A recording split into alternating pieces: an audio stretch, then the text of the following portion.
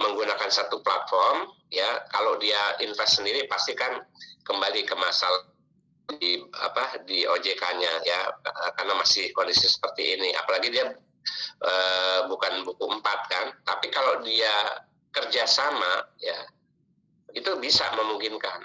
Cuma barangkali belum dilihat sampai ke sana. Itu yang pertama. Yang kedua, kalau kita bicara Basel Accord, penambahan modal itu tidak perlu harus yang nambah modal dari pemegang saham.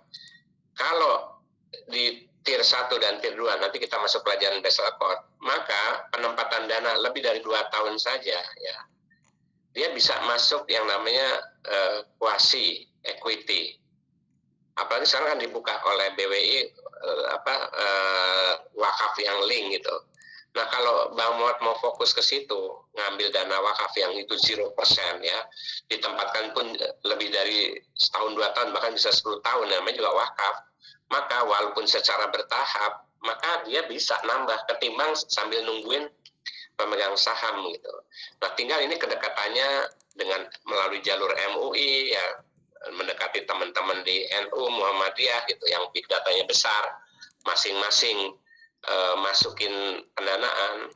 Saya kasih contoh karena saya kan sebagai komisaris utama di Geraha 165. Geraha 165 itu 250 miliar itu 65% sahamnya itu dari wakaf, yang 10.000, 20.000 gitulah kira-kira. Nah tapi untuk bisa ke sana tentu harus menggandeng ulama yang inilah, yang cukup kondang untuk ke sana. Cuman kayaknya bab yang seperti ini nggak dimasukin gitu oleh Bang Muhammad. Jadi yang pertama saya katakan tadi, kalau mau survive ini harus satu, kata kuncinya nambah modal. Yang saya kira lagi dinegosiasiin oleh tim Bang Muhammad. Tapi sambil itu bisa yang namanya kuasi modal kalau mau dijalankan ya. Apalagi pakai platform digital bisa ya. Itu yang pertama. Yang kedua, yang tadi saya katakan, kalau dia mau bagus, tentu harus ada pembiayaan. Nah, pembiayaan itu nggak mungkin kalau nggak ada tambahan modal, ya. Kemudian yang kedua itu tadi pendapatan ditingkatkan, itu kalau ada pembiayaan atau ada fee base. Nah, fee base itu enggak. Nah, yang ketiga mengurangi biaya. Ini udah bagus sih sebenarnya pengurangan tadi deposito yang mahal. Tapi problem utama kan kembali depositonya maupun ditingkatkan. Ada dua, mungkin bagi hasilnya kurang kurang kompetitif dengan bank syariah yang lain, atau yang kedua ya kalau mau dikompetitifkan kan kembali jadi menambah biaya lagi. Nah karena itu salah satu caranya ya dana pihak ketiga yang sifatnya giro itu harus dikuatkan. Dan kalau itu mau dikuatkan dana pihak ketiga giro, itu kalau himpunan dana pihak ketiga itu cuma ada 3 dari hasil survei. Yang pertama adalah keamanan ya. Kalau keamanan semua aman karena kan dijamin 2 miliar oleh LPS. Yang kedua adalah kenyamanan. Kenyamanan itu adalah terkait dengan digital, terkait dengan banyaknya cabang, terkait dengan pelayanan ya. Dan yang ketiga adalah keuntungan dari sisi margin atau dari sisi hadiah. Kayak BRI kan hadiahnya tuh keren-keren itu ya. Dulu pernah hadiahnya itu mobil mewah lah misalnya. Nah, yang keempat yang nggak pernah dilihat yaitu adalah nilai spiritual. Jadi bisa aja walaupun nggak merasa aman, nggak merasa nyaman, nggak merasa untung, tapi karena dia ada nilai spiritualnya, dia merasa ini bank pertama, makanya masih tetap loyalitas. Nah, kekuatan Bang Muhammad sesungguhnya di situ, ya. Tapi barangkali kekuatan-kekuatan ini yang belum. Makanya grup lain, ya, ini kan baru 2 grup nih. Tolong coba dilihat apa yang saya katakan tadi, ya. Dilihat secara rinci di dalam tadi profil pembiayaan, profil nasabah pihak ketiga, ya. Terus di NPF-nya itu yang macet di sektor apa saja, dan sekarang Bang Muhammad fokusnya ke sektor mana. Nah, karena menambah keuntungan ya pada saat run off dia masuk. Kalau menurut saya dia harus berani yang lonjakan marginnya itu bagi hasil tinggi. Apalagi sekarang zaman digital ya, global supply chain-nya dari hulu ke hilir kan nyambung. Saya kasih contoh lah, Fintech Manasarya itu waktu lagi COVID juga jadi belajar akhirnya. Ternyata memberi pembiayaan yang nasabah-nasabah yang terkait dengan marketplace ya, seperti yang di Bukalapak, di Shopee, itu relatif lebih aman karena transaksinya dari sisi dashboard sudah kelihatan penjualannya berapa ya, jadi enak tuh ngebiayainya. Nah, itulah beberapa tips yang saya mohon jadi catatan dan digali pada pembicara nanti kalau yang di mungkin satu lagi grup yang merasa sudah istilah mengisi apa-apa yang grup 6 dan grup 3 tadi sampaikan tapi belum menjawab yang pertanyaan-pertanyaan tadi, silahkan. Tapi mungkin kalau di minggu depan kita juga masuk ke tugas yang selanjutnya. Oke, kita masih punya waktu 5 menit.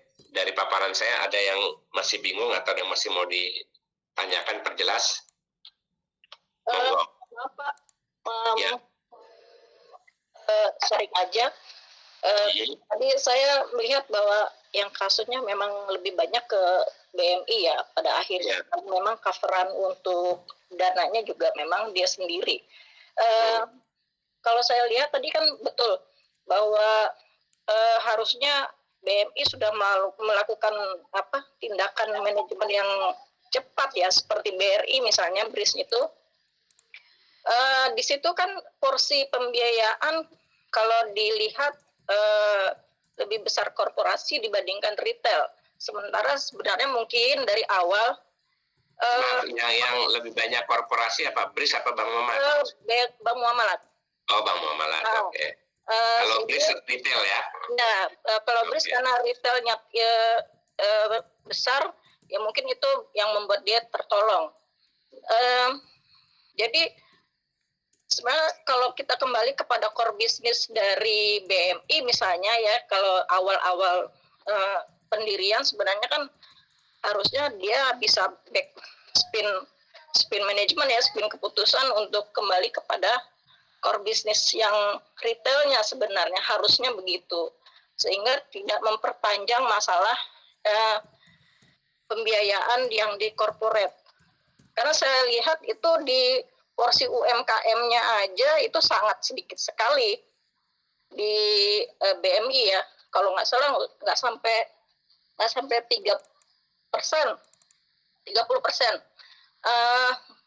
Padahal porsi yang diharuskan itu kan kalau nggak salah 30% ya. Sementara BRIS itu meningkat. 20. Iya, 20. Tapi nggak sampai seperti itu. Persentasenya kalau nggak salah masih kurang. Sementara BRIS itu justru retailnya semakin meningkat ya, UMKM-nya dia malah semakin gencar.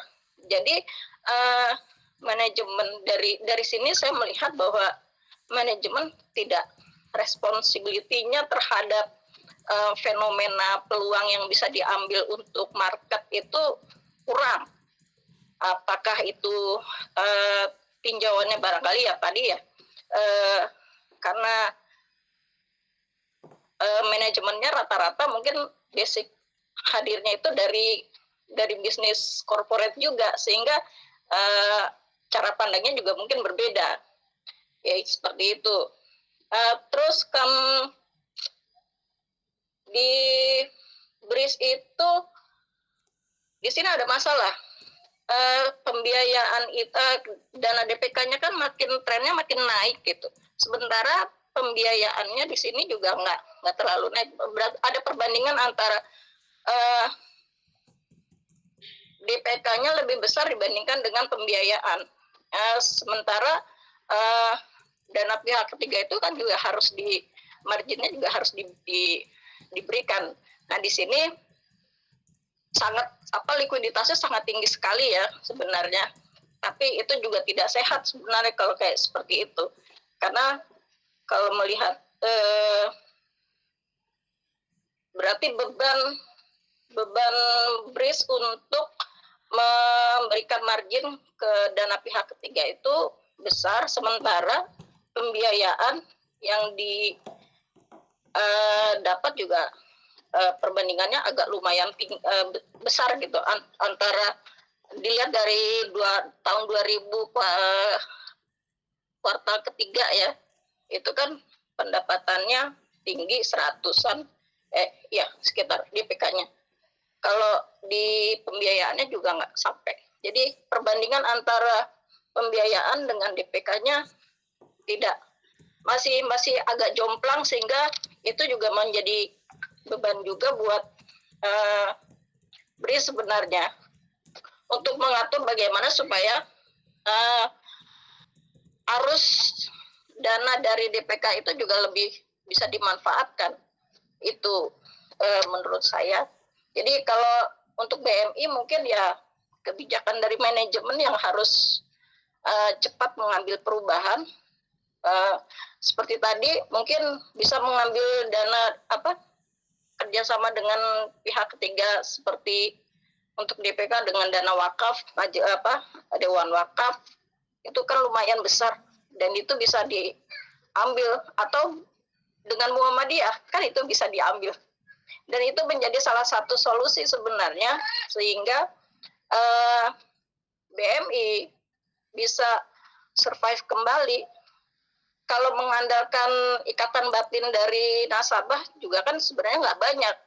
Ya, ini bisa tercermin dari jumlah nasabah yang masuk ke dana pihak ketiga di BMI. Itu, terima kasih, Dok. Oke, ini udah jam 8 ya, jadi mungkin jadi penelitian ya, apalagi yang di Bang Muhammad, Mas Doni sama Mbak Popon nanti bisa lebih jelas betul apa enggak. Jadi poinnya gini, di BRI itu ada pertambahan yang cukup signifikan di dana pihak ketiga ya, di pembiayaan. Nanti tolong dicek, karena ini kan 2020, sementara memang berlaku peraturan di Aceh itu ya, untuk di tahun 2020 itu tidak boleh lagi ada bank konvensional di sana. Jadi otomatis semua BRI yang dulu pembiayaannya kepada kopi, yang untuk Starbucks dan untuk resi gudang, karena BRI itu di Aceh pembiayaannya termasuk yang terbesar, itu berubah jadi syariah. Jadi apakah penambahannya hasil dari sisi itu yang artinya konversi, karena ada kanun di Aceh yang kesana aja otomatis dia cabangnya nambah jadi cabang syariah semua. Itu yang pertama ya. Yang kedua, di BRI itu memang mereka jago di retail ya. Jadi sebetulnya kalau mau membuat BRI syariah jadi langsung kinclong, ya tadi tambahan di Aceh atau ditambahan di beberapa yang retail yang memang mereka UMKM-nya di daerah muslim, itu bisa saja langsung dikonversi. Ya beda dengan di Bangmat nggak ada. Jadi itu barangkali coba dicek apakah itu BRI salah satu naiknya seperti itu. Nah kemudian yang kedua, tadi sih sebenarnya udah dijelaskan ya oleh Mas Doni. Coba aja dilihat yang namanya bermasalah di Bank Muhammad itu ya memang kebanyakan sektor komersial sama korporat ya. Dan memang kalau kita lihat laporan-laporan Bank Muhammad yang terakhir, kalau dulu kan Bank Muhammad didesain memang sebetulnya, kalau mau jujur, karena saya kan termasuk yang mendirikan, makanya kita waktu zaman saya itu kita lebih banyak ke BMT ya, Baitul Mal wa Tanwil ya, dan juga BPRS, pokoknya yang kira-kira larinya ke koperasi. Tapi dengan pergantian beberapa pengurus yang mungkin lebih jago di komersial dan di korporat, ya tentu dia lebih lari ke sana ya, tadi kepada tambang, kepada airlines yang kalau di zaman yang di awal itu kita nggak akan berani. Kenapa? Karena kalau kita membiayai usaha besar, yang kita tahu kalau usaha besar itu kebanyakan bukan muslim ya, mohon maaf ya. Kalau macet nanti di yaumil akhir kita ditanyain, kamu kok uang umat dikasih ke yang besar-besar dan non muslim. Tapi kalau kita ngasih ke misalnya BMT atau BTM ya, Muhammadiyah atau yang UMK, kan itu hampir, UMKM itu kan hampir 100% muslim. Jadi kalaupun macet ya nggak apa-apa lah, itu bagian daripada istilahnya surat Al-Maun lah gitu. Jadi yang saya kaitkan ke sini adalah memang ekonomi syariah itu kembali kedua ayat unggulan, malah 3 ayat unggulan ya. Pertama itu adalah kita berbicara tentang Al-Hasr, jangan sampai harta itu hanya berputar di kalangan konglomerat saja. Yang kedua surat Al-Maun, bahwa kita pendusta agama, sepanjang di dekat kita masih ada orang yang fakir miskin, yang kelaparan, dan lain-lain. Yang ketiga, ya kita kalau berbisnis harus berbisnis dengan Tuhan. Itu Al-Baqarah 261. Jadi 3 ayat itulah yang mendasari lembaga keuangan, perbankan, apakah itu BRI, BSM, maupun Bank Muhammad atau fintech sekalipun, larinya harus ke sana. Cuma memang karena pemiliknya misalnya profit oriented, ya dia bilang sistemnya aja yang syariah, tapi visi misinya, filosofinya kita nggak perlu harus sana, kita profit oriented. Nah, inilah sebagai penutup ya, karena waktu juga memisahkan kita, tapi kita bisa diskusi nanti di minggu depan ya, dengan tugas yang baru, tapi kita bisa selipkan nanti untuk menjawab apa yang tadi oleh Mbak Elvi ya, kira-kira lain yang bisa menjawab. Tentu pertama adalah orang yang ada di Bank Muhammad sekarang, dan yang kedua juga kita bisa, asal kita mau lihat laporan keuangan Bank Muhammad ya untuk 2019 dan mungkin setahun sebelumnya, nanti bisa terjawab. Jadi yang saya sangat happy hari ini adalah ternyata partisipasi dan keaktifan dari para siswa ini sangat luar biasa, walaupun saya tahu background-nya nggak semuanya adalah perbankan, tapi dari sisi analisanya udah bagus-bagus ya. Jadi saya yakin bahwa nanti lulusannya S2-nya ini lulusan yang bagus-bagus. Itu saja barangkali, karena waktu juga, dan kita tutup kuliah hari ini dengan baca alhamdulillahirabbil alamin.